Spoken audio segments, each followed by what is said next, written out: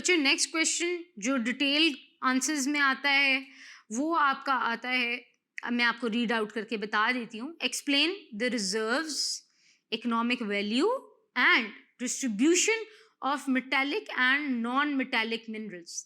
अब ये क्वेश्चन भी बच्चों काफ़ी लंबा है, तो आप जाके लेक्चर भी देख सकते हैं। मैंने आपको बताया था कि ये इंपॉर्टेंट क्वेश्चन है, ये आ सकता है आपके पेपर में और इसको आपने अच्छी तरह समझना है। तो तमाम तर जो मिनरल्स जिनको हमने प्रॉपरली डिस्कस किया है, उसके अंदर 11 मिनरल्स हैं जो कि कवर होते हैं आपकी metallic and non metallic minerals हैं ये। उन सब को हमने बारी बारी एक एक करके बहुत डिटेल में डिस्कस किया है। आप जब ये क्वेश्चन सॉल्व करने लगें तो मेक श्योर कि आपने हर मिनरल की ब्लैक कलर के पेन से हेडिंग बनानी है, ठीक है।